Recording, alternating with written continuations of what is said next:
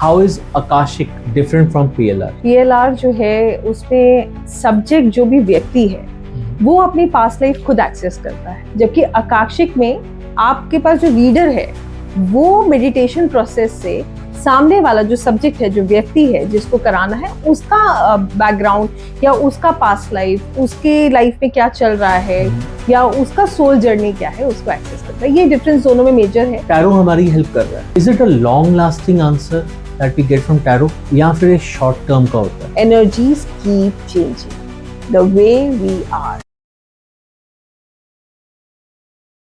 तो दिव्या अरोड़ा जी, कैसी हैं आप? Thank you so much sir, I am absolutely fine. आप बताइए। मैं भी ठीक हूँ। Pingalaksha astrology, why पिंगलाक्षा?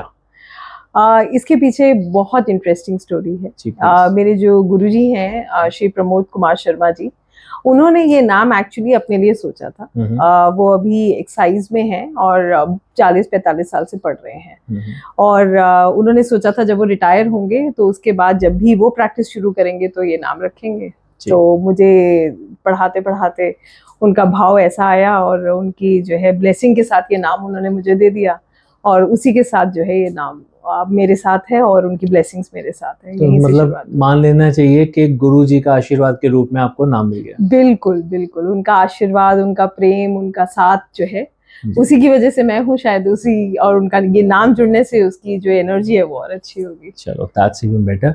गुरुओं का आशीर्वाद हो तो और क्या चाहिए। बिल्कुल, सच बात तो यही है।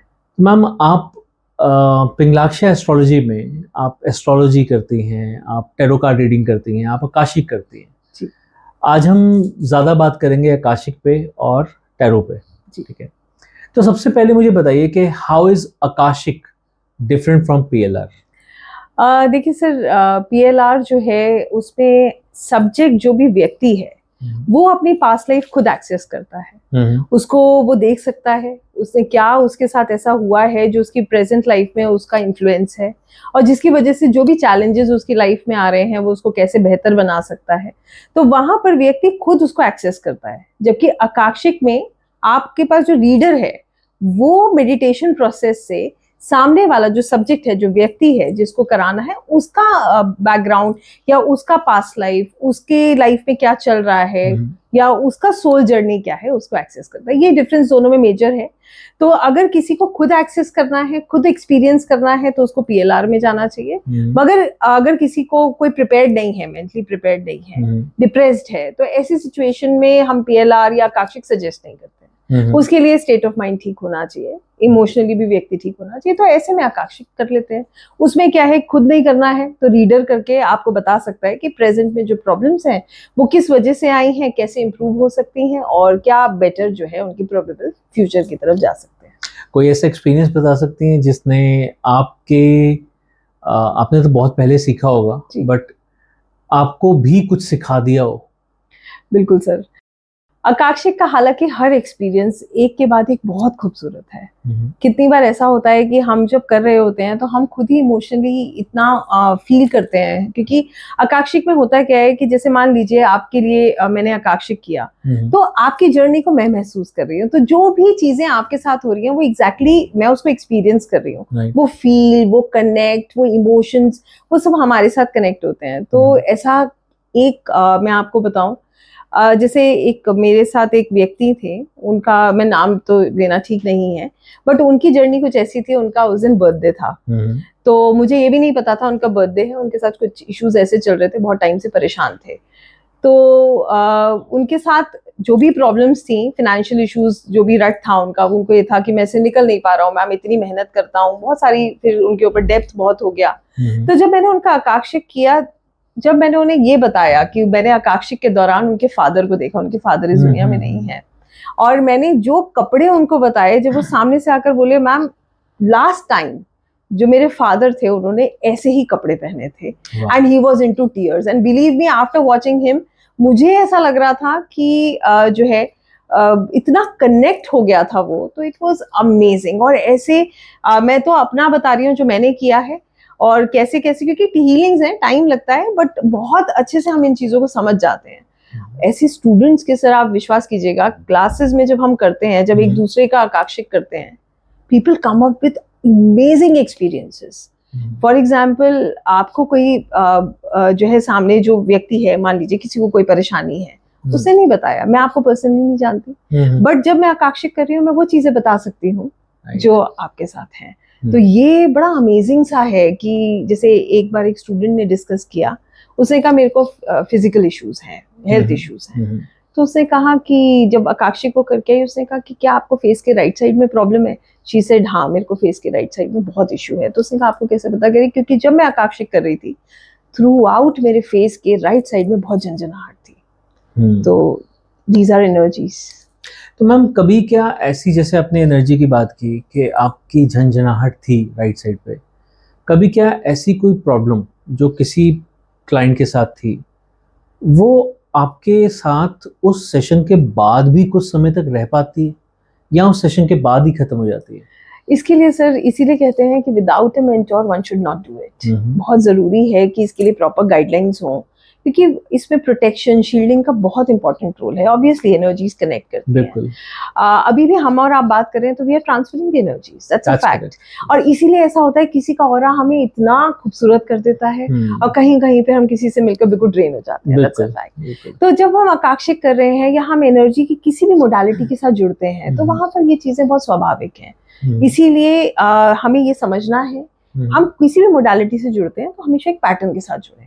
It is safe, there is no problem, but yes, you have to follow the protocols. That is important. तो यानी कि अगर आपने प्रोटोकॉल फॉलो नहीं किया तो डेफिनेटली वो एनर्जीज आपके साथ कैरी करेंगी और वो आपको डिस्टर्ब कर सकती है। बिल्कुल कर सकती है। तो अगर किसी ने ऐसा कर लिया, अब आपने कहा कि किसी की सुपरविजन में होना चाहिए, मान लीजिए किसी ने सुपरविजन में नहीं किया, मतलब XYZ कहीं से भी सीखा, और आजकल तो बहुत सस्ते सस्ते में सीख भी लेते हैं या फिर लोग यूट्यूब में सीख लेते हैं, ठीक है, पर कहा जाता है कि ऐसे सीखा हुआ ज्ञान जो आपके काम नहीं आता, ठीक है, तो वो जैसे कहते हैं ना कि गुरु को अगर गुरु दक्षिणा नहीं दी तो फिर आपको उसका ज्ञान का कुछ भी प्रतिशत नहीं मिलता। तो चलो आपने कहीं से ज्ञान लिया, जैसे भी ले लिया, आपने सेशन भी कर लिया, सक्सेसफुल रहा, पर उसके बाद अगर आप ही उस प्रॉब्लम में आ गए तो अब उसका सोल्यूशन क्या है?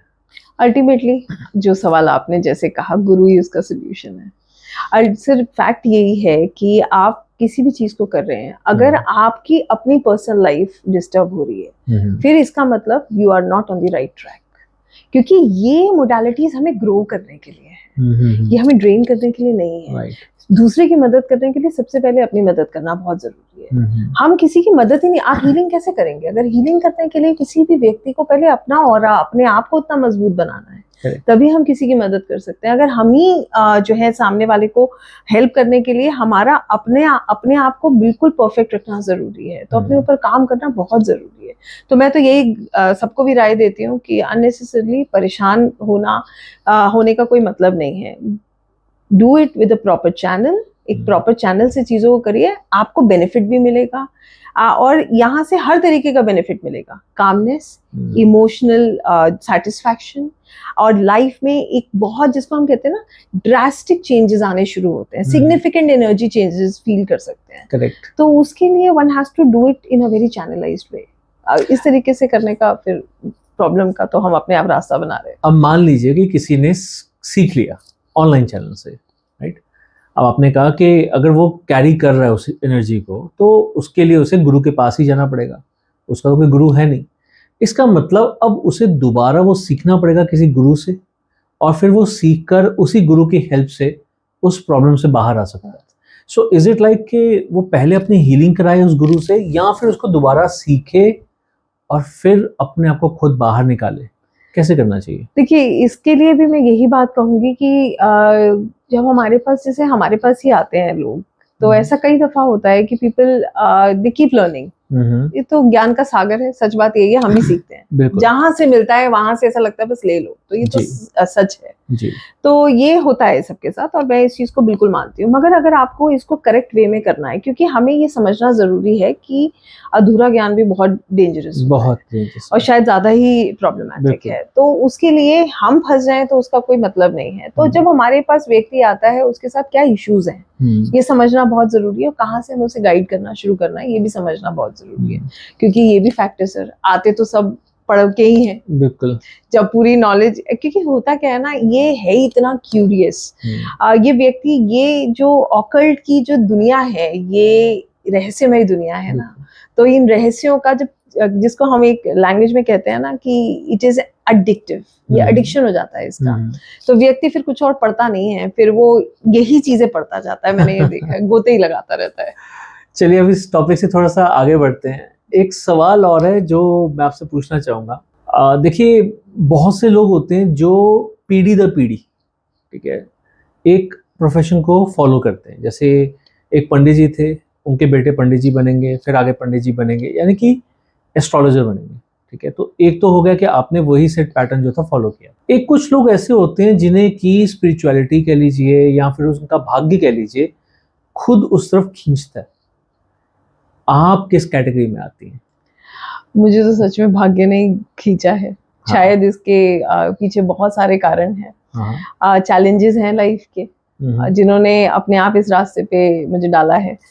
हालांकि इसमें ये तो मैं ज़रूर कहूँगी कि मेरी जिस तरीके की अपब्रिंगिंग है, उसमें हमारी पूरी फैमिली में बहुत स्पिरिचुअलिटी का एक अलग स्थान रहा है। मैं अपने फादर को देखती हूँ, my father meditates for 4 hours a day, आज भी। तो मैं, बच्चों की जो अपब्रिंगिंग है उसका बहुत मैटर तो करता ही है, और ट्रस्ट तो है ही, बट हाँ, चैलेंजेस जो है लाइफ के, वो अपने आप ही हमें इस ट्रैक पे डाल देते हैं। मुझे लगता है इतनी आसानी से मिलता नहीं है सर, और ये बात सच है, जिसको पीढ़ी दर पीढ़ी मिलता है ना, फैमिली लेगेसी इस टाइप से अगर हम कह रहे हैं, बड़ी किस्मत वाले होते हैं। सो वो एक अलग ट्रैक है, ये एक अलग ट्रैक है। बट जैसे मान लीजिए आपको आपके चैलेंजेस लेके आए, ठीक है, now do you feel blessed के वो चैलेंजेस की वजह से सही, या फिर ये कह लीजिए शायद वो चैलेंजेस की वजह से सही आप इस प्रोफेशन में आए, राइट? अब इस प्रोफेशन में तो आप आ गए, आपकी वजह से आपकी फैमिली भी कहीं ना कहीं मोल्ड होगी, इस तरफ झुकेगी। बिल्कुल। आपने एक एग्जांपल दी थी कि आप आ रहे थे तो रास्ते में आपका बेटा कह रहा था कि आपका तो सूर्य स्ट्रांग होगा, तो मतलब कहीं ना कहीं आपका बेटा जो है वो बहुत ही ज़्यादा यंग है, अभी बहुत छोटा है, but even he has that understanding कि अगर कोई इंसान ऐसे बोल रहा है तो उसका क्या प्लैनेट स्ट्रांग होगा। यानी कि छोटा सा बच्चा ही अगर वो अब अपनी मदर की पीढ़ी को आगे लेके जा रहा है, राइट, तो कहीं ना कहीं हम कह सकते हैं कि क्योंकि आप इस तरफ मोल्ड हुई तो वो आपका बेटा आपसे ज़्यादा भाग्यशाली होगा, कहना चाहिए। बिल्कुल कह सकते हैं।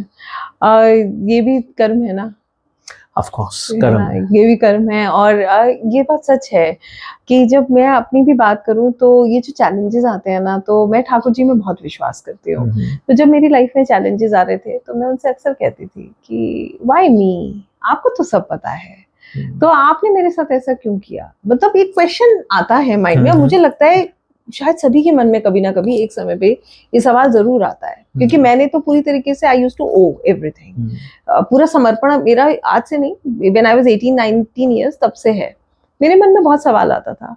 आज मुझे लगता है कि जो मैंने अपने लिए सोचा था वो बहुत कम था, मैं इसके लायक नहीं हूँ जो आज मैं कर रही हूँ, तो बड़ी कृपा है उनकी, राधा रानी बिहारी जी की इतनी कृपा है कि आज तो जो भी कहें तो वो शब्द ही नहीं है, वो शब्द का जो शब्दकोश यहीं पे खत्म हो जाता है, वो भाव ही वहां तक पहुंच सकते हैं। उसके अलावा मुझे नहीं लगता कि कोई भी शब्द जो है उसको जस्टिफाई कर सकता है।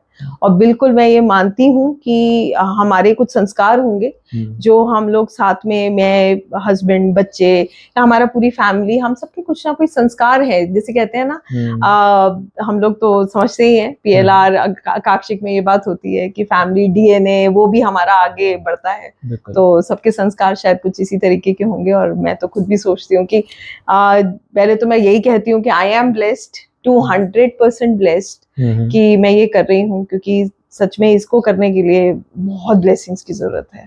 नहीं, I've seen a number of cases, जब जैसे आपका मेरा एज ग्रुप ऑलमोस्ट सिमिलर है, क्या होता है कि बहुत से लोग इस एज ग्रुप के आगे भी अभी कष्टों को झेल रहे हैं, और शायद really we are very very much blessed कि हम कष्टों को देखा, हमने हार्डशिप्स देखी, बट कहीं ना कहीं शायद वो भगवान की दया थी, हमारे कर्मा थे पुराने, कि जो उन्होंने हमें इस लाइन में लाए, और हम इस लाइन में आने के बाद शायद अपनी लाइफ को बहुत अच्छे से जी पा रहे हैं। और वो कहते हैं ना कि अगर आप कर्मा अच्छा करते हो तो आपको कहीं ना कहीं उसका बेटरमेंट मिलता है, पर इस लाइन में आने के बाद आपके कर्मा ऑटोमेटिकली 10x टाइम जो है वो बढ़ते रहते हैं, अच्छे होते रहते हैं। तो दैट्स वन थिंग। तो मैं आप सबसे यही कहना चाहूँगा कि अगर आपको भी लगता है कि आपकी लाइफ कहीं ना कहीं डिस्टर्ब्ड है, तो yes, this is the way. आप इस लाइन में जब आएंगे, क्योंकि कहीं ना कहीं कोई एक इंडिकेशन मिलता है, अगर आप वो इंडिकेशन समझ जाएं, इस पॉडकास्ट के माध्यम से समझ जाएं, तो आप इस लाइन में जब आते हैं तो डेफिनेटली आप अपनी लाइफ को बहुत बहुत बेहतर कर सकते हैं। Correct me if I am wrong. बिल्कुल 200%।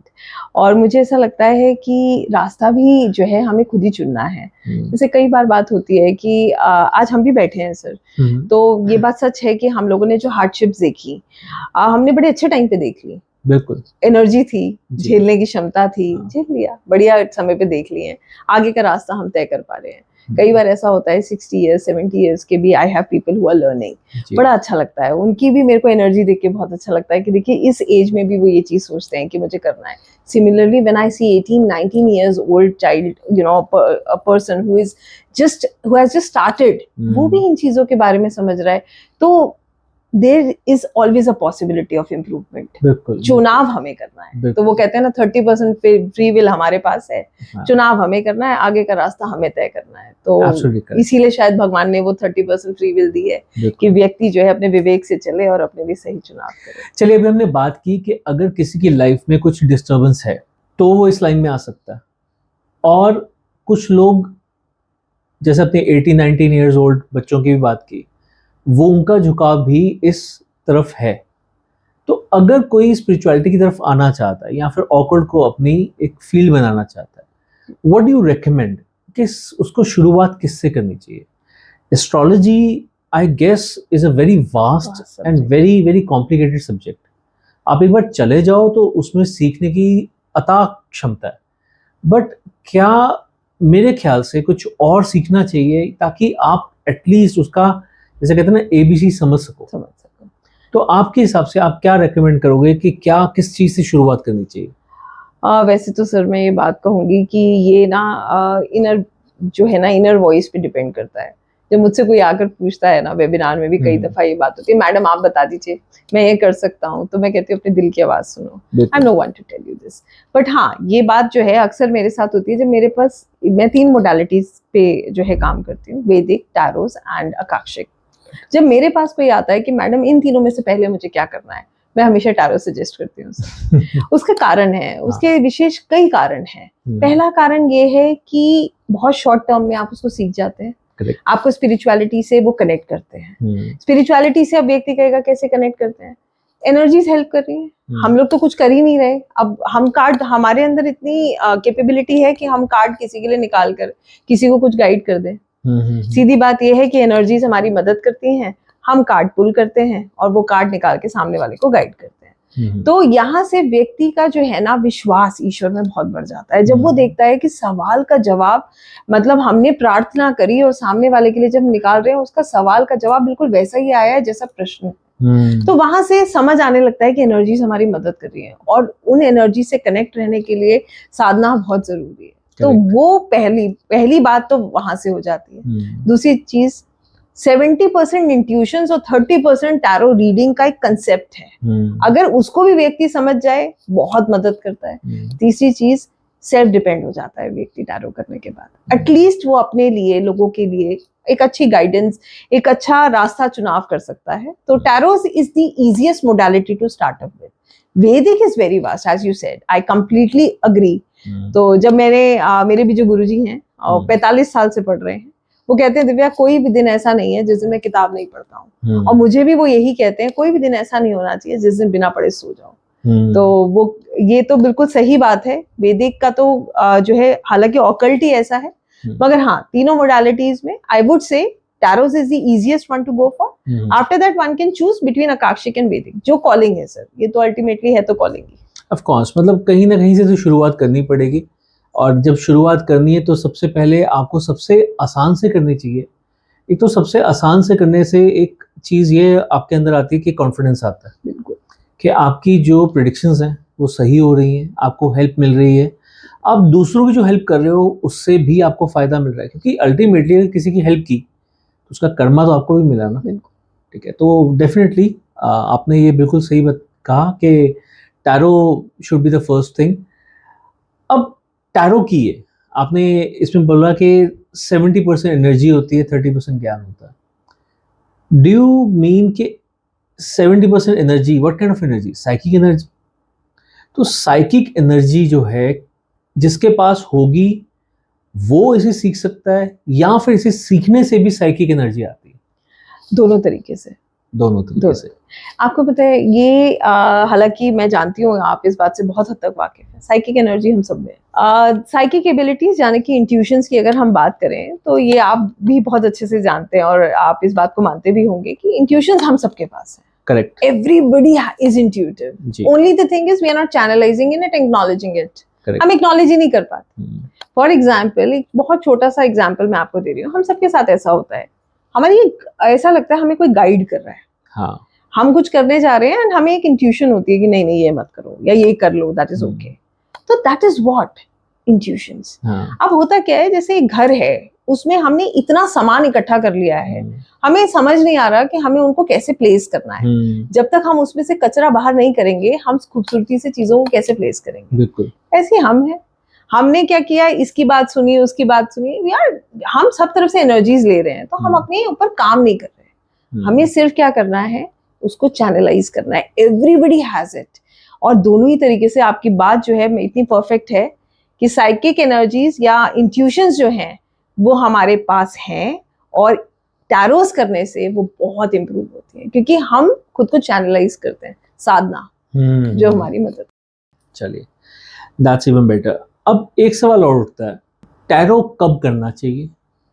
किसी भी सिचुएशन पे जब आपको कोई डिसीजन लेना हो और आप डिसीजन लेने में कंफ्यूज्ड है, जॉब से रिलेटेड, फैमिली मैटर से रिलेटेड, कोई भी चीज जहां पर आपको एक डिलेमा की स्टेट है, you need guidance. I would tell you tarots is the best modality to go for. And मैं दूसरों को क्यों, मैं खुद भी, if I have to take anything I have to decide, I feel tarots is the best. तो मुझे ऐसा लगता है जब आपको निर्णय लेना है, आप कंफ्यूज्ड हैं, आप सोचिए हम लोगों से जा जाके पूछ रहे हैं यार मुझे ऐसा करना चाहिए या नहीं करना चाहिए। You have a tool in your hand where divine is helping you, तो that solves it like anything. वो इतनी आसानी से आपको सोल्यूशन मिलते हैं, आपको एक तरीका मिल जाता है कि कैसे आपको करना है। और मैं तो ये कहूंगी सर, एनर्जीज पे विश्वास करके देखना चाहिए हर किसी को। It's not only a lemon जिसको ऑकल्ट नहीं भी पता है, एक बार एनर्जीज पे पूरा समर्पण करके देखना चाहिए। फिर मुझे लगता है कि ऑटोमेटिकली एनर्जीज हमारी मदद करने लगती हैं। फिर हमारी हर चीज बिल्कुल तरीके से, जैसे हम सोचते भी नहीं है ना, उतने अच्छे रास्ते हमारे बनने लगते हैं। तो टैरोस के लिए मैं यही कहूंगी कि बड़ा गंभीरता से टैरोस करना चाहिए। ऐसे नहीं कि जो है हम एज बहुत सिली तरीके से उसको नहीं जो है, because it is a very divine tool. तो जितना हमारा भाव अच्छा होगा, अल्टीमेटली इंटेंशंस बहुत मैटर करती हैं, उतना ही हमारे को सही गाइडेंस मिलेगी। और टैरो में हम किस किस्म के क्वेश्चन पूछ सकते हैं? क्योंकि मैंने जहाँ तक देखा है, ज़्यादातर लोग पूछते हैं मेरी एक्स वापस आएगी, क्या वो मुझे कॉल करेगी? मतलब ज़्यादातर ब्रेकअप के साथ जुड़े हुए क्वेश्चंस आते हैं। आप थोड़ा बता पाएंगी कि इसके साथ क्या पॉसिबिलिटीज़ हैं, कितनी पॉसिबिलिटीज़ हम ऐड कर सकते हैं? सर पॉसिबिलिटी तो सब है, सिर्फ ईश्वर की कृपा चाहिए। कई बार हमें ना मेरे पास भी स्टूडेंट्स आते हैं, कई बार ये सवाल करते हैं, मैम इतने लोग ऐसे सवाल पूछते हैं, ब्रेकअप हो गया, नो कांटेक्ट सिचुएशन है, मगर मैं कई बार ये भी कह देती हूँ कि ठीक है, उनकी एज है, उनके लिए शायद ये प्रायोरिटी है इस समय। कहते हैं ना, एम्पैथी इज वेरी इंपॉर्टेंट, दूसरे का कष्ट भी समझना बड़ा जरूरी है, शायद उनके लिए जरूरी है, तो हम उसको इग्नोर नहीं कर सकते। मैं तो सिर्फ इतना यहाँ पर कहूंगी, ये बात सही है कि गंभीर क्वेश्चंस पूछने चाहिए, जैसे मैंने अभी बोला था, it is a very divine tool. आप रिस्पेक्ट करोगे, जब तक सम्मान नहीं करोगे तक मदद नहीं मिलेगी। हम उसको ऐसे लेके, they are not playing cards. अगर सही तरीके से हमारा भाव कैसा है वो बड़ा मैटर करता है। जैसे हम मंदिर में भी जा रहे हैं, व्यक्ति जब मंदिर के अंदर भी जाता है तो उसका जैसा इंटेंशन होता है वैसी उसको जो है वहां से मदद मिलती है, बिल्कुल क्लियर फैक्ट है। इसी तरीके से आपने उसको जितनी मोहब्बत से, जितने समर्पण से आप उसको इस्तेमाल करते हैं या उससे गाइडेंस लेते हैं, उसी तरीके से हमारी जो है मदद होती है। तो ठीक है, अगर इम्पोर्टेंट है तो we can go with such questions, but only if it is important. Otherwise जिस तरीके का सिनेरियो है, दिस इज द फैक्ट कि every second person has the same question now. बहुत बार ना लोगों को ये मालूम नहीं होता कि उन्हें किस फील्ड में जाना है। फॉर इंस्टेंस 10th के बाद हमें एक लाइन चूज करनी होती है। बच्चा मैथ्स में भी अच्छा है, साइंस में भी अच्छा है, पर शायद उसका इंटरेस्ट लिटरेचर में ज़्यादा है। साइंस में अच्छा होने के बावजूद भी कई बच्चे साइंस में नहीं जाते, तो उनके पेरेंट्स उनको हमेशा स्कोर करते रहते हैं कि तुम साइंस में इतना अच्छा स्कोर करते थे, इतना अच्छे तुम साइंस में थे, फिर भी तुमने अपना करियर दूसरी डायरेक्शन में लिया। क्या ऐसे में भी टैरो काम आ सकती है? बिल्कुल आ सकते हैं sir. In fact not only career, business में भी कंफ्यूजन्स हैं। हाँ। समझ नहीं आ रहा है इसका बिजनेस करना है या नौकरी करनी है, okay, not to take guidance. यही बात तो है, हम क्या करते हैं, हम गाइडेंस में ही नहीं कह रही हूँ, हमें अपने जो एक्सपीरियंस लोगों से बिल्कुल गाइडेंस लेनी चाहिए भी। उनको उनका तजुर्बा जो है वो हमारी बड़ी मदद करता है। But tarots is a divine tool. अगर आप बिल्कुल समर्पण से वहां से अगर आप गाइडेंस लेते हैं तो आप बिल्कुल निर्णय कर सकते हैं। और मेरा आज तक का तजुर्बा यही कहता है कि अगर हमें कोई गाइडेंस मिली है वो हमारी बहुत मदद करती है। सिर्फ ये हमारे ऊपर डिपेंड करता है कि हम कितना उसको सिंसियरली ले रहे हैं। अगर हम उसको सिंसियरली नहीं ले रहे हैं तो फिर तो कोई भी हमारी मदद नहीं कर सकता। अगर टैरो हमारी हेल्प कर रहा है, is it a long lasting answer that we get from tarot, या फिर एक शॉर्ट टर्म का होता है? सर यहाँ पर ना this question actually matters a lot, क्योंकि लोग ये भी बोलते हैं कि अरे मैडम आपने ऐसा बताया था वैसा हो गया। एक छोटी सी बात यहाँ पर सबको समझनी बहुत जरूरी है। ऑकल्ट हमें गाइड करता है, ठीक है, चाहे टैरोस है, दे आर गाइडिंग अस। निर्णय फिर भी हमारे हाथ में है। अब हमारे जो ये 30% फ्री विल की हम बार बार बात करते हैं कि हमारा प्रोबेबल फ्यूचर बताते हैं। अब प्रोबेबल फ्यूचर का मतलब ये है, निर्णय तो हमें करना है ना कि हमें ये चूज करना है, ये चूज करना है, ये चूज करना है। हम अगर गाइडेंस ले रहे हैं और हम उसको मान रहे हैं तो yes, there is something that is helping you and things are going to go the way you want. But हाँ, अगर ऐसा नहीं है तो फिर जो है आपका, ये हमारी रिस्पॉन्सिबिलिटी होती है एग्जैक्टली कि हम उसको कैसे ले रहे हैं। Energies keep changing the way we are. कहने का मतलब ये है, अभी हम किसी से, मान लीजिए हम एक पार्टी से होकर आए, उस टाइम पे हमारी एनर्जी डिफरेंट है। अब हमें उसके बाद अपनी एनर्जी को चैनलाइज करना है, हमने साधना करी, हम अपने आप को फिर वापस, there is a difference in energies now. अब हम क्या कह रहे हैं कि एक व्यक्ति जो है उसकी लाइफ में एक चेंज आता है, वो पार्टी कर रहा है, इंजॉय कर रहा है, वो बहुत इंजॉयमेंट में रहता है। उसके बाद ऑल ऑफ अ सडन वो एक स्पिरिचुअल पाथ पे जाता है, उसकी एनर्जी चेंज हो गई। अब वो जो कर रहा है उसका फ्यूचर उस पर डिपेंड करेगा, उस पर डिपेंड नहीं करेगा जो वो कर रहा था। तो this is one has to understand, energies keep changing, we have to take the guidance और हमें अपनी लाइफ को वैसे चैनलाइज करना है। कर लेते हैं तो अच्छा निर्णय होता है, नहीं करते हैं तो फिर ये हमारे ही हाथ में है। अल्टीमेटली फैक्ट यही है, आप अकाक्षिक करिए, टैरोस करिए, वैदिक करिए, we are responsible for whatever is happening in our life. Correct. अब कई बार ऐसा भी होता है, जैसे आप टैरो रीडिंग कर रही हैं, आप किसी बच्चे के लिए आपने प्रेडिक्शन की कि इसे मेडिकल लाइन में जाना चाहिए, बट दैट पर्सन, चाहे उसके पेरेंट्स हैं चाहे वो खुद बच्चा है, वो कहता है नहीं, मैं आर्मी में जाना चाहता हूँ, या फिर मैं पुलिस में जाना चाहता हूँ, मैं IAS करना चाहता हूँ। तो ऐसे में वो ये पूछते हैं, क्योंकि उनकी विल है कि मैं क्या रेमेडीज कर सकता हूँ कि डॉक्टर ना बनूं, IAS कर लें, ठीक है, तो वो आप रेमेडीज बताते हैं। तो अगेन फ्री विल तो आ गई 30%, पाथ भी उसी ने चूज किया, पर वो उसके लिए कितना ज़्यादा डिफिकल्ट हो जाएगा वो उसके उस डिसीजन पे आ जाएगा। टैरो ने उसको एक सही रास्ता दिखाया था कि this is what you are made for, right, if I am not wrong, right. तो मतलब टैरोज ऐसे आपको हेल्प करते हैं कि क्या करना आपके लिए आपको सक्सेसफुल बना सकता है, और वो भी कम एफर्ट्स के साथ, right.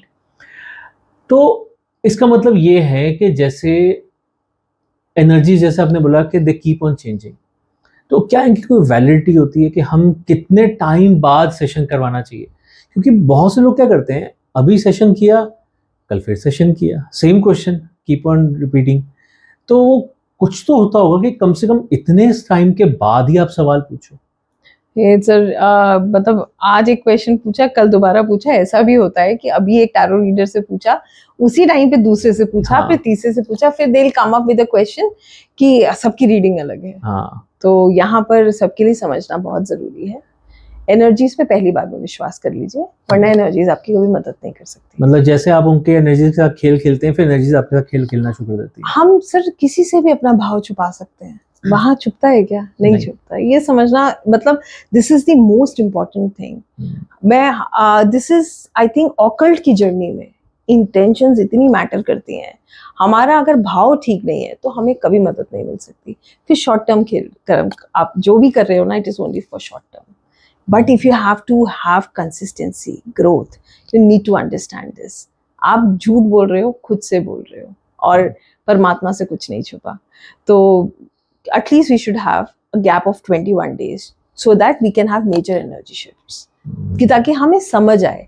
It's not only in tarots, हम horary system में भी सर ऐसे ही होता है। हम बोलते हैं कि अभी it is not the right time, we cannot answer।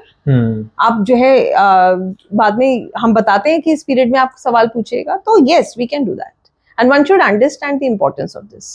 इससे आगे मेरा एक सवाल और आता है कि मैं आपसे सवाल पूछ रहा हूँ, मैं आपसे पूछ रहा हूँ, मैं ये बिजनेस करना चाहता हूँ, क्या ये ठीक है?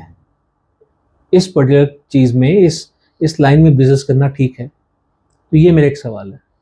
अब इसी क्वेश्चन को मैं अगर अलग तरीके से फ्रेम करूँ तो मेरा सवाल हो जाएगा कि अगर मैं कहीं कपड़े का काम करूँ तो मुझे नुकसान तो नहीं हो जाएगा? तो आप जब क्वेश्चन लेते हैं या फिर जब आप टैरो कार्ड रीडिंग सेशन करते हैं, तो वो क्वेश्चन जो लिखा हुआ है या फिर जो बोला गया है वो कितना इम्पोर्टेंट हो जाता है फ्रेमिंग के पॉइंट ऑफ व्यू से कार्ड्स निकालते हुए? ये थोड़ा सा एक्सप्लेन कर दीजिए। क्वेश्चन बहुत मैटर करता है सर। जैसे मैं आपको एक बात बताती हूँ, कई बार मैं स्टूडेंट्स के साथ ही देखती हूँ, they not clear about the question. फिर वो कहते हैं मैम जवाब नहीं समझ आया। तो वन हैज टू अंडरस्टैंड। आकाशिक में भी ऐसे ही होता है। हम जो अगर हमारे पास सवाल ठीक नहीं है तो हम जवाब की अपेक्षा कैसे कर सकते हैं? तो question framing is very very important when it comes to tarots. Tarot reader के साथ कुछ चीजें बड़ी इंपॉर्टेंट होती हैं। पहली चीज, अपने कार्ड्स पे विश्वास होना। मैंने कई बार ये भी देखा है कि टैरो रीडर्स वो खुद ही एक डिलेमा में है कि पता नहीं मेरे सवाल ठीक, मेरा कार्ड ठीक आया भी है या नहीं है। अगर टैरो रीडर को डाउट होगा तो वैसे भी कुछ नहीं होने वाला। Second, they don't, if they are not framing the question properly, then they come up and say that we are not understanding। तो वहां पर भी प्रॉब्लम होती है। इसमें मैं आपको एक छोटी सी बात बताती हूँ। जैसे हम yes no ही कर रहे हैं, मान लीजिए, तो किसी ने पूछा, एक कार्ड निकाला, मेरी ये चीज मुझे मिलेगी या नहीं मिलेगी। अब क्या हुआ कि अब आया नेगेटिव कार्ड। अब वो सोच रहे हैं कि मिलेगी में नेगेटिव आया, इसका मतलब नहीं मिलेगी, नहीं मिलेगी में नेगेटिव आया, इसका मतलब मिलेगी। नाउ कंफ्यूजन हो गया। और फिर वो आके कहेंगे मैम अब इसका क्या होगा? तो one has to understand, ask only one thing कि मिलेगी या नहीं मिलेगी। आपने क्यों दो क्वेश्चन बनाए? क्या मुझे मेरी चीज मिल जाएगी? Question is there. Now you see, if it is a positive card, it says yes, you will get it, and if it is a negative card, it says no, you won't get it। तो बात clear हो जाती है। One has to understand this। So being a tarot card reader, क्या आप उनको बताते हैं कि आपके क्वेश्चन फ्रेमिंग गलत है? Yes, we do guide। You do। Especially as a trainer, I tell my students that your question framing should be correct। क्योंकि जो हमारे पास clients आते हैं उनके लिए तो क्वेश्चन सर हम ही को पूछना है। अल्टीमेटली वो तो हमें अपनी पूरी बात बताते हैं, उसके बाद क्वेश्चन फ्रेमिंग हमारे हाथ में होती है। तो ये टैरो रीडर के हाथ में है कि वो क्वेश्चन फ्रेम करे, तो उसको ठीक तरीके से फ्रेम करे कि ताकि हम उसको सही तरीके से गाइड कर पाए। और बहुत बार देखा गया है, जैसे हम कार्ड शफल करते हैं, शफल करने के बाद हमने स्प्रेड कर दिए, स्प्रेड करने के बाद कई बार ना क्लाइंट कार्ड निकालता है। अब वो उनके निकालने का तरीका होता है या फिर मान लीजिए कि भगवान की करनी है, कई बार कार्ड जो है वो रिवर्सल में निकल आता है, रिवर्स कार्ड आ जाता है। उससे कितना फर्क पड़ जाता है? बिल्कुल पड़ता है। ये भी मैं अपने एक्सपीरियंस से ही बोलूंगी जी। कई बार मैंने ये भी ना, इस पे एक कॉन्ट्रडिक्शन मैंने बहुत बार देखा है। पीपल कीप टॉकिंग कि हमें पढ़ना ही नहीं चाहिए रिवर्स। बट यहाँ पर ना एक छोटी सी बात मेरे दिमाग में हमेशा आती है, और ये भी मैं अपने तजुर्बे से ही बताऊंगी सर। पहला तजुर्बा तो मेरा ये कहता है कि जब मेरे कार्ड्स रिवर्स आए हैं, मैंने कितना अपराइट पढ़ने की कोशिश करी है, हुआ वही है जो रिवर्स कार्ड कहता है, पहली चीज। और ये बात मैं अपने स्टूडेंट्स को भी खूब कहती हूँ। और दूसरी चीज जो इसमें बहुत इंपॉर्टेंट है, जो मेरे माइंड में आता है कि वैदिक में क्या हम 6, 8, 12 घरों को नहीं पढ़ते या हम नीच के ग्रहों को नहीं पढ़ते? जब आपको अगर यूनिवर्स कुछ गाइड कर रहा है तो देयर इज अ रीजन, हमें उसको एक्नॉलेज करना चाहिए। We should pay attention to it and it is my experience. Why I am saying this is because I have experienced this. अगर कार्ड रिवर्स आया है तो इसका मतलब वो चीजें वैसी नहीं है। होता क्या है, एम्प्रेस का कार्ड जैसे कितना अच्छा लगता है, it is one of the most beautiful card in the deck, I personally love it. तो अब वो कार्ड हम अपराइट देख रहे हैं तो वो कितना अट्रैक्टिव, हमें पता है कि सब कुछ बहुत अच्छा है। अब वो कार्ड रिवर्स आते ही ना इंसान बायस हो जाता है, उसको लगता है नहीं ये तो गलती से आया होगा। और मैं ऐसा कर चुकी हूँ सर, मेरे अपने लिए भी आता है ना। Initially in initial days I used to say नहीं नहीं ये गलती से आया होगा। बट जब हम जिस सिचुएशन के लिए क्वेश्चन पूछ रहे हैं, जब वो हमारे सामने वो घटित होती है ना, ट्रस्ट डबल हो जाता है। तो मैं यही हमेशा सबको गाइड करती हूँ, वी शुड रीड रिवर्सल्स। अब इसी पे भी एक एग्जांपल देता हूँ। जैसे मान लीजिए कि किसी का क्वेश्चन है कि क्या इस साल मेरी शादी हो जाएगी, और आंसर आया द मून का कार्ड, बट वो कार्ड जो रिवर्स में आया। So how would you predict, कैसे आप उसकी रीडिंग देंगे? देखिए सर, पहली बात तो इस साल मेरी मैरिज हो जाएगी, it is a yes no, clear yes no है, ठीक है। एंड मून कार्ड जो है अगर रिवर्स में आता है, it is not a yes card, it says it denies the event. Event यहाँ डिनाई होता है।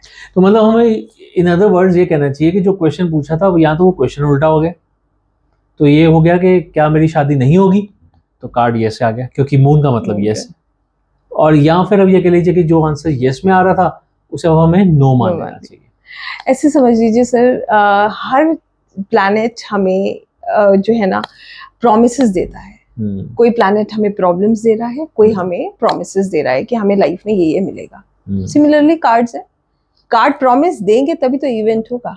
अगर कार्ड प्रॉमिस नहीं दे रहा है तो इवेंट कैसे होगा? अब यहाँ समझने वाली बात यह है कि जैसे एक घर है, एक बहुत छोटा सा एग्जाम्पल है, एक बच्चा है, फादर है, फादर घर के मुखिया हैं, मदर है, 2 भाई हैं। अब बच्चे ने, उसके फादर ने बड़े वाले भाई से कहा कि तुम्हारे बहुत अच्छा रिजल्ट आया है, मैं तुम्हें गिफ्ट दूंगा। मदर आई, क्यों बच्चे को बिगाड़ रहे हो, जब देखो आप कहते हो मैं गिफ्ट दूंगा, कोई जरूरत नहीं है इसको कुछ देने की। छोटा भाई भी आ गया, वो कह रहा हमेशा भैया को देते हो आप, मुझे नहीं देते हो, मुझे भी चाहिए। तो अब आप समझने वाली बात क्या है, हु इज प्रॉमिसिंग?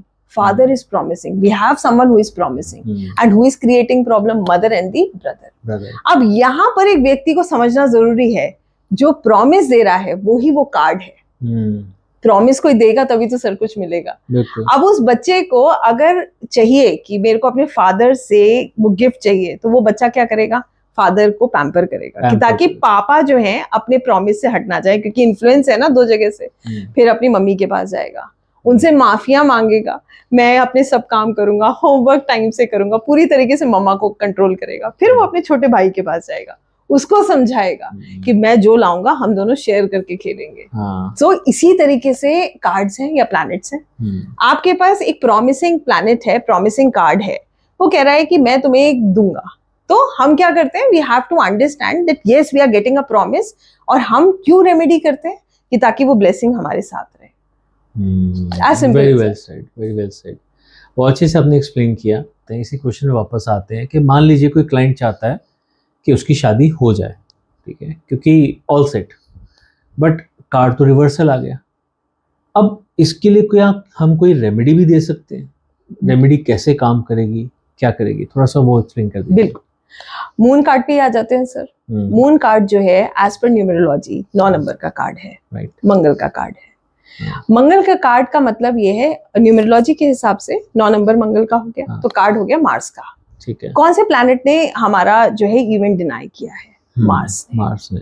किसकी हमें रेमेडी करने की जरूरत है? मार्स की। हम मार्स की रेमेडी करेंगे क्योंकि हमें समझना है अगर हमारे पास प्रॉमिस आया तो किस प्लैनेट ने प्रॉमिस दिया, और अगर हमारा इवेंट डिनाई हो रहा है तो किसकी वजह से डिनाई हो रहा है, कौन हमारे, कह लीजिए ऐसे कह लीजिए, किसकी एनर्जी हमारी तरफ जो है, हमारे कुछ कर्मा होंगे जिसकी वजह से ये ब्लॉकेजेस आ रही है, वहां पर हमें रेमेडी करनी जरूरी है। अब मंगल की रेमेडी हम सब जानते हैं, हनुमान जी। तो करिए हनुमान जी की उपासना। चलिए, दैट इज इवन बेटर।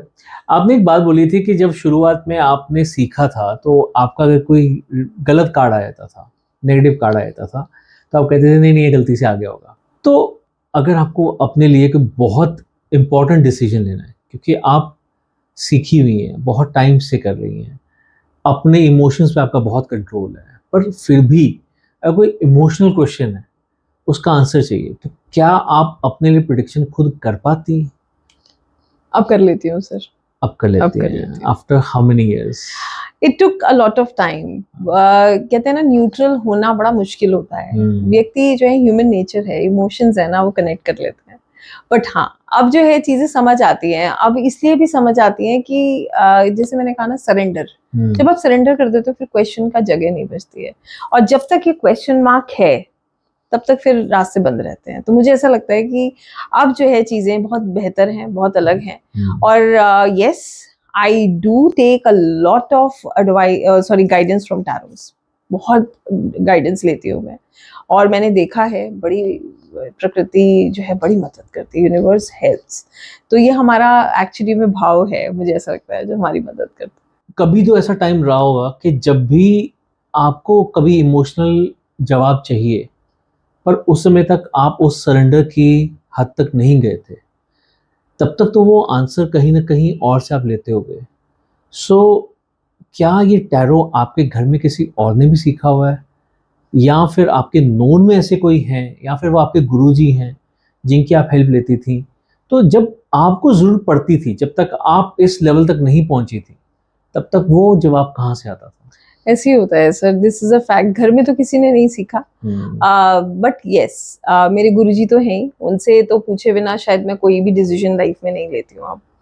कहते हैं ना कि जब गुरु का हाथ हो जाता है, ये भी उन्होंने ही मुझे सिखाया है कि फिर चिंता नहीं करनी चाहिए, क्योंकि फिर वो जिम्मेदारी वो खुद ही उठा रहे हैं, हम तो सिर्फ चलते जा रहे हैं। तो उन्होंने मुझे बहुत सारी चीजें, हर चीज शायद मैं अपनी लाइफ की एक स्टेप पे आकर उनसे पूछ के करती हूँ। निर्णय सब वहीं से होते हैं मेरे।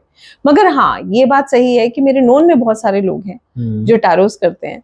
मगर एक बात जो है मेरे मन में हमेशा आती है, और ये तब भी आती थी जब मैं सीख रही थी, कि एनर्जी जो है ना, शायद हम इसे ऐसे कह सकते हैं कि ठाकुर जी पे मेरा इस तरीके का विश्वास है कि मुझे लगता है कि कहीं ना कहीं जो भी हमें जवाब मिल रहा है वो हमारे सामने आ ही जाता है। मैं उसे कितना भी डिनाई करूं, कार्ड में खुद निकालूंगी, मैं मन से उसे डिनाई भी करूंगी, मगर मैंने सर, ये मेरा एक्सपीरियंस है कि जो कार्ड आया है निश्चित होगा वो। तो कोई फायदा नहीं है अपने आप को मैनिपुलेट करने का, और ये एडवाइस मैं सबको देती हूँ, don't manipulate, because nothing is going to change. Only remedies can help you, और rather your intention can help you. पर रेमेडीज और इंटेंशन भी अगर हेल्प करेंगी भी, तो they may also need some time. Exactly, ठीक है, तो हमें वो पेशेंस रखना बहुत ज़रूरी है कि आपको ये मालूम पड़ जाएगा कि आप किस रोड पे जा रहे हो, बट उसे अगर ठीक करना है, स्मूथ करना है, तो तब भी इसके लिए आपको टाइम देना पड़ेगा। बिल्कुल। एक आपने बताया कि जैसे कि आप वैदिक एस्ट्रोलॉजी भी करते हैं। आज हम वैदिक एस्ट्रोलॉजी को कवर नहीं करेंगे, बट उसका एक बहुत इंटेग्रल पार्ट है प्रश्न कुंडली। यस। कि कोई इंसान आपके पास आया, उसके मन में क्या सवाल है, वो भी आपको उसकी कुंडली से पता चल जाता है। वो आप खुद उसी वक्त बनाते हैं प्रश्न कुंडली। तो क्या सेलेटेक को हम प्रश्न कुंडली के साथ कोरिलेट कर सकते हैं? See, Celtic spread, yes, at times it comes. ये बात ना स्टूडेंट्स के साथ भी हम डिस्कस करते हैं। कई बार ऐसे लोग आते हैं, वो कहते हैं आप बताइए, कि मेरे पास कोई सवाल ही नहीं है, आप बताइए। तो यस, हॉशो स्प्रेड, केल्टिक स्प्रेड, ये हमें, ये 10-10 कार्ड के स्प्रेड्स होते हैं जो हमें पूरी क्लैरिटी दे देते हैं। क्या चल रहा है, क्या ये सोच रहे हैं, क्या आगे देख रहे हैं, क्या इनके साथ हुआ है, और आगे का 1 साल का प्रिडिक्शन भी इसके साथ हमें मिल जाता है। तो यस, जैसे प्रश्न कुंडली है, सिमिलरली यहाँ पर हमारे कार्ड्स मदद करते हैं। तो कई बार ऐसा भी होता है सर कि हमारे को किसी ने, क्लाइंट ने कहा कि मैं आपसे मीटिंग करूंगा, इतने बजे आऊंगा, हम ये भी जान सकते हैं कि वो किस भाव से, किस कार्य के लिए हमारे पास आ रहा है।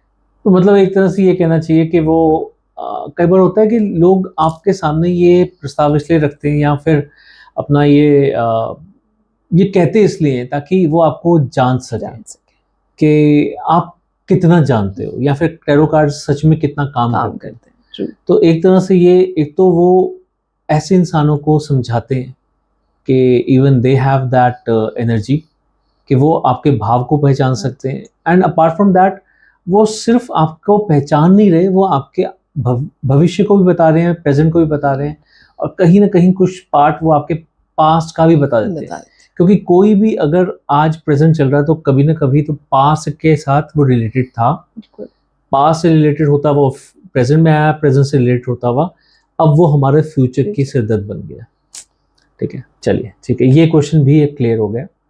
अब अगला क्वेश्चन मेरा ये है कि क्या आप, जैसे आपने कहा कि आप टैरो भी सिखाती हैं, आप आकाशिक भी सिखाती हैं, आप वैदिक एस्ट्रोलॉजी भी सिखाती हैं, आप तीनों सिखाते हैं, क्या इसे सीखने के लिए आपके पास फिजिकली आना ज़रूरी है या कोई दूर से भी आपसे सीख सकता है, कोई ऐसा माध्यम?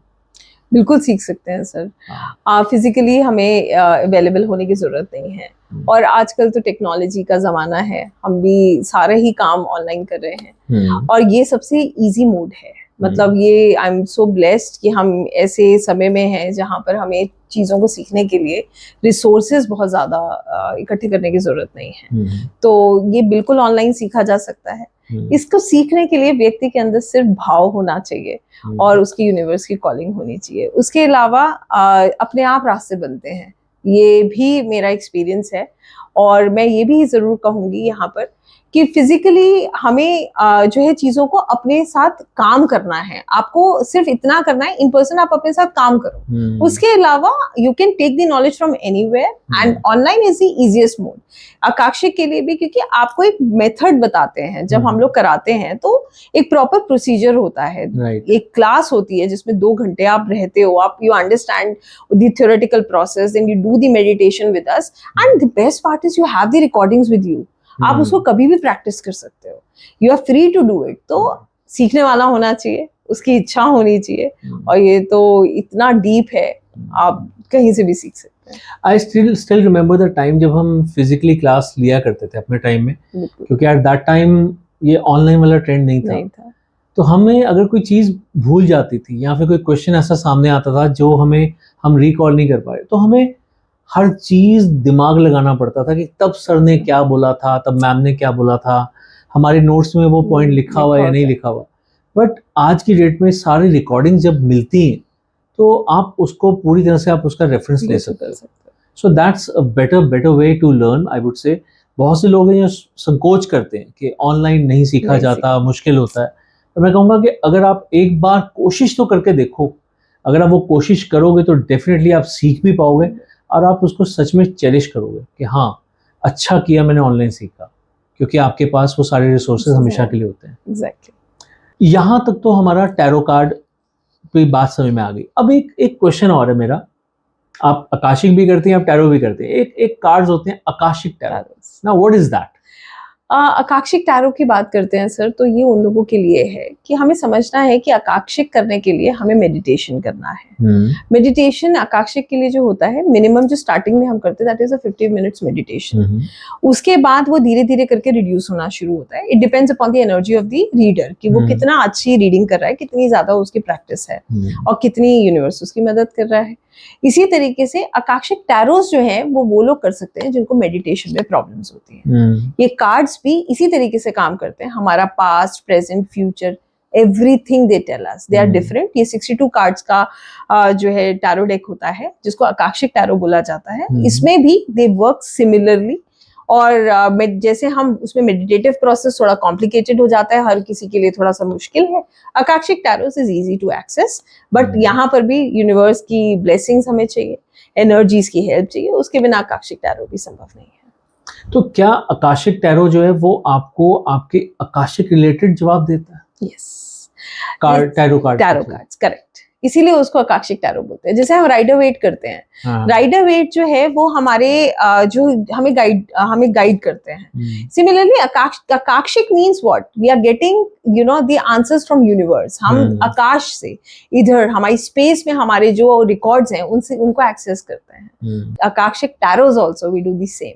अब वहां पर भी जो हमारे आकाशिक रिकॉर्ड्स हैं, जो हम सबकी एक सोल जर्नी है, जो एक जगह जो है, ऐसे मान लीजिए लाइब्रेरी कहते हैं तो ऐसा लगता है किताबें रखी होंगी, उसमें मेरे नाम की, दिव्या के नाम की एक किताब होगी, दिव्या उसे निकालेगी, पढ़ लेगी और पढ़ लेगी, ऐसे करके समझ लीजिए। आकाशिक टैरोस कार्ड्स हैं जो हमारे को सिमिलर वे में चैनलाइज करते हैं। वो हमें यही बताते हैं कि किस तरीके से हमारी पास्ट लाइफ थी, जिस तरीके का हमारा प्रश्न, क्या क्या प्रॉब्लम्स थी, क्या क्या हमने किया था। We can get the answers to almost everything there also. Great great. अब एक सवाल मेरा और है, आप आकाशिक करती हैं तो आप डेफिनेटली इस चीज़ को मानती होंगी कि आकाशिक जब भी किया जाता है एक परमिशन के साथ किया जाता है, राइट? ये एक थंब रूल है कि आकाशिक जिसका करना है उसका आकाशिक करने से पहले उसका परमिशन चाहिए। अब मान लीजिए आपके पास कोई सज्जन आए, वो कहते हैं कि आप, मेरी बेटी का रिश्ता होना है किसी के साथ, पर मैं जानना चाहता हूँ उसके कर्मा कैसे हैं, तो मैं उसका आकाशिक करना चाहता हूँ। So can we do that way? No, we can not. That's not ethical. So blood line का कर सकते हैं, but out of blood line नहीं कर सकते। नहीं कर सकते हैं। अगर वो उनके दामाद बन जाते, शादी हो गई, तब हम करवा सकते थे। नॉट फ्रॉम हिज एस्पेक्ट, उनके थ्रू नहीं। अच्छा, we have to understand this कि हम किसी की सोल जर्नी में नहीं जा सकते, इट इज अनएथिकल। एंड जैसे मैंने पहले भी बोला था, यूनिवर्स अंडरस्टैंड्स आवर इंटेंशंस। हमें देखिए, कर्मा तो सबने किए हैं, अगर कर्मा नहीं होते तो हम यहाँ नहीं होते। करेक्ट। काटने तो हम भी आए हैं, तो ठीक है, but we have no right until unless the soul doesn't want. If he says yes, I want you to access my records, I'm there. Otherwise there is a big no. एक और क्वेश्चन पूछूंगा। आपने YouTube पे देखा होगा, बहुत से लोग प्रेडिक्ट करते हैं कि मैंने इसका पास्ट लाइफ देखा, मैंने उसका पास्ट लाइफ देखा। I have a personal feeling कि जिसका भी, अब जैसे एक रिनोन पर्सन है, जैसे मान लेते हैं श्रीमान अमिताभ बच्चन जी हैं, धीरू भाई अंबानी हैं, तो उनका पास्ट लाइफ करने के लिए या तो परमिशन उनसे चाहिए या उनके ब्लड लाइन से चाहिए। बिल्कुल चाहिए। ठीक है, तो जो लोग ये क्लेम कर रहे हैं, डू यू रियली फील कि उनके पास वो परमिशन थी? सर एक्चुअली में ना ये इसके साथ ना कुछ और बहुत सारे सवाल हैं। बड़े कहते हैं ना, अनसुलझे से सवाल है। कभी कभी लगता है हम बड़े छोटे हैं, जो शायद इस पे कुछ कहना हमारे लिए बड़ा गलत हो जाएगा, मगर समझने वाली बात है कि ये जितना ज्ञान का सागर है ना, उतना अंधविश्वास का भी सागर है। ये चुनाव करना होगा कि ज्ञान की तरफ जाना है या अंधविश्वास की तरफ जाना है। देखिए, मैं कई बार लोगों को कहती हूँ, बहुत बात हुई है इस विषय में, मैंने बहुत परेशान लोगों को देखा है, और मैंने ये भी देखा है कि जब व्यक्ति परेशान होता है ना, वो परेशानी से निकलने के लिए हर तरफ कोशिश करता है। और मैंने वहां पर सर ऐसे भी लोगों को देखा है जो लोगों का बड़ा फायदा उठा लेते हैं। तो मुझे हमेशा एक ही बात लगती है कि बड़ा सोच समझ के निर्णय करना चाहिए, और कहीं ना कहीं ये बड़ा मैटर करता है, क्योंकि हम, जो व्यक्ति ऑलरेडी परेशान है ना, वो उसकी हर लेवल पे एनर्जी खराब हो रही है, उसको मदद की जरूरत है। तो ये चुनाव जो है फिर करना बड़ा है तो थोड़ा सा मुश्किल। और मैंने जैसे कहा, मैं सच में नहीं जानती, बहुत बड़े बड़े क्लेम हो रहे हैं सर कि जाइए ये लिख दीजिए बदल जाएगा। तो कैसे, मतलब एक सोचने वाली बात है, आज कर्म कीजिए कल जाइए और जाके बदल दीजिए। ऐसे अगर होने लगता तो हम और आप जो है निकल गए होते।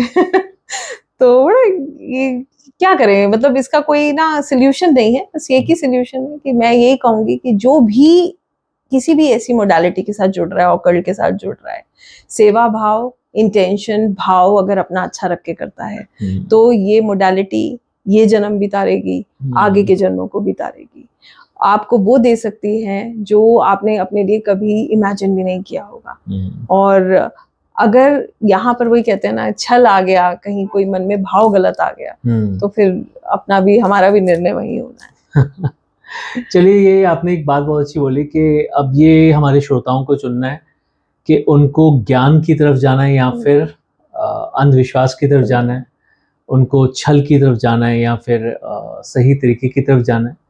तो इसी चीज़ के ऊपर हम अब ये पॉडकास्ट यहीं पर ख़त्म करते हैं। मेरे ख्याल में ये सवाल अब अपने श्रोताओं के लिए छोड़ देते हैं कि उनको किस तरफ जाना है। पर मैं आपको ये बताना चाहूँगा, हमने आज ये समझा कि टैरो में हम क्या क्या कर सकते हैं, क्या क्या जान सकते हैं। सिर्फ ही लव्स मी नॉट ये नहीं होता, वो मुझे कॉल करेगा, वो मुझे कॉल करेगी, ये नहीं होता। बहुत कुछ होता है।